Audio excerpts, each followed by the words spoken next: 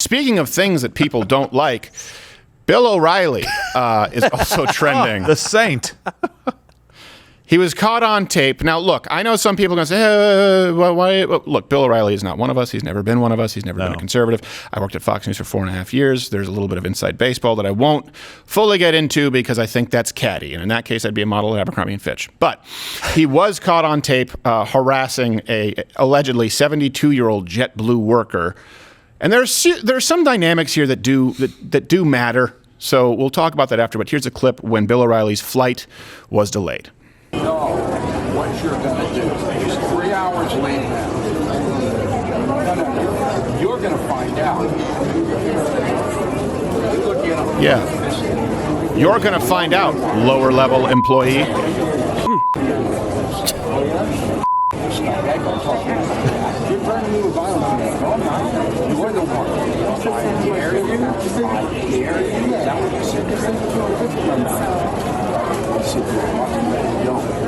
I was listening on audio. He called him an effing scumbag. Oh. Yeah.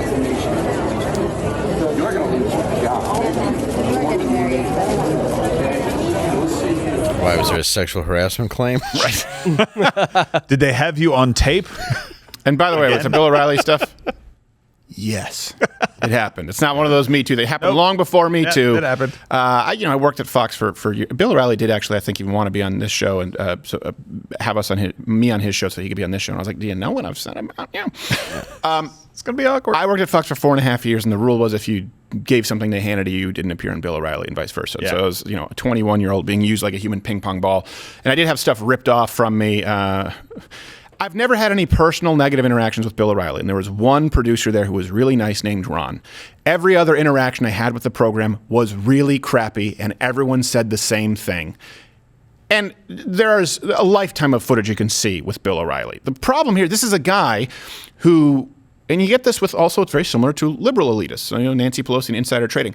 They get to a point where they're on this pedestal, they're so out of touch with reality, and then when they get knocked off, they still think they can behave the way that they could on that pedestal. And so he's treating people like crap, as he's always treated people like crap, like his producers, like his assistants, like the women who worked for him when he would try and read erotica over the phone and they weren't even willing participants. Are you still there? Yeah, I'm still here.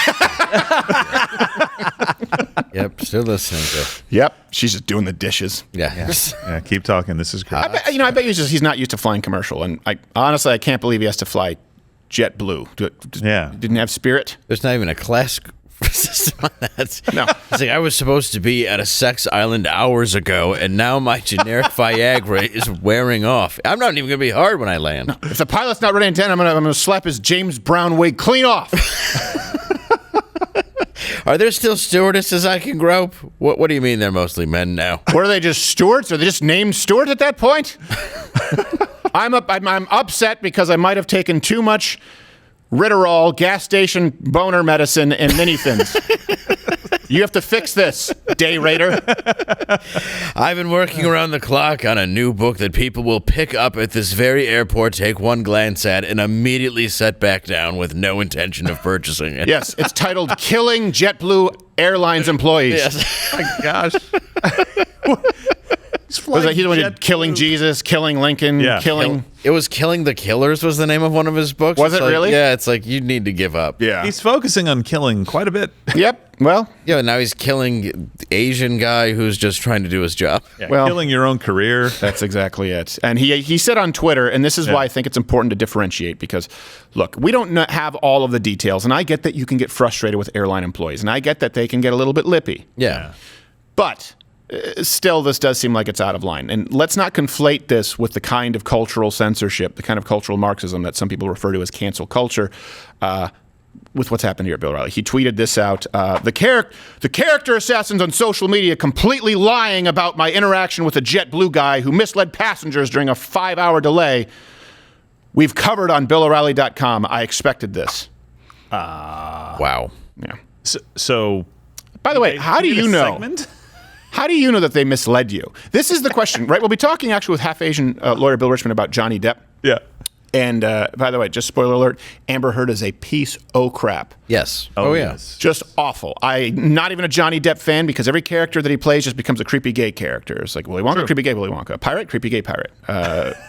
Scissor hands, creepy gay scissor hands. See, I didn't mind the indie work, but it's Yeah. definitely the... Barber, creepy gay barber. Okay, yeah. Fantastic Every Beasts single guy? thing. Creepy gay wizard. Creepy gay, fantastic beasts guy. Yeah. The Kramen Barber of Meat Street. Yes. Whoa.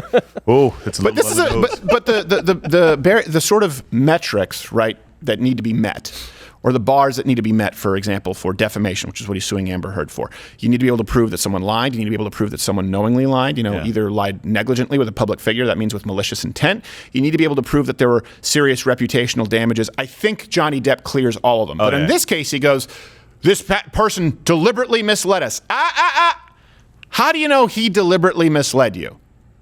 How do you know that employee deliberately misled you? And I will say this. This is why, as you go through your day-to-day life, you do have to give people the benefit of the doubt so that when you do react, when there is righteous rage, and there is such thing as righteous rage, righteous indignation, then people know that it's appropriate, that you've removed all doubt. If you give people the benefit of the doubt, once you flip the switch, you remove all doubt. But Bill O'Reilly just does this all the time. I mean, who would have thought that this guy could ever scream at some lower level employee to make his point? That's tomorrow. And that is it for us today. Okay, I don't know. Whatever it is, it's not right on the teleprompter. I don't know what that is. I've never seen that. No, there is. We are going to do Sting, yeah. Okay, but now I can't read it. There's no words on it. Okay. Ready? Sure. There's no words there to play us out. What does that mean? To play us out? How does he not know that? Sting is going to do, it's a video, Sting video.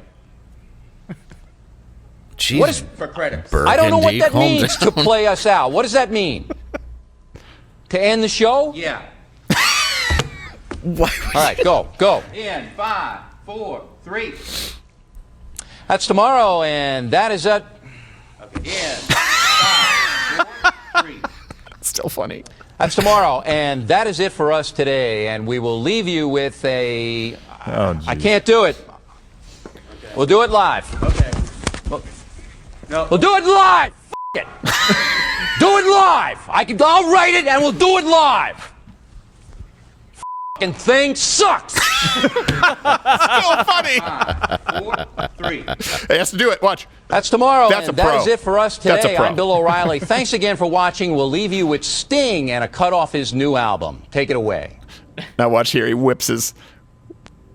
We've cut the, there's no. I just love that he has to go right back into it. It sucks. And 5. That's tomorrow. And Sting will have a cut off of his new album. You're all gonna burn. yes. He's going to play us out. What the hell does that mean? Yeah, I don't know how he didn't know that.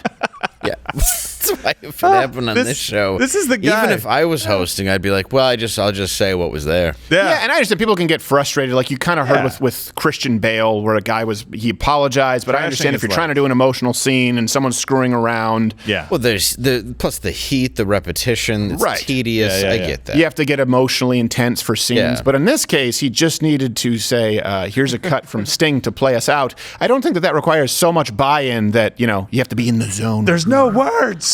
Yeah, it's really only tedious because of you. Right. I only know how to speak when there are words for me on the screen. And F you, San Diego.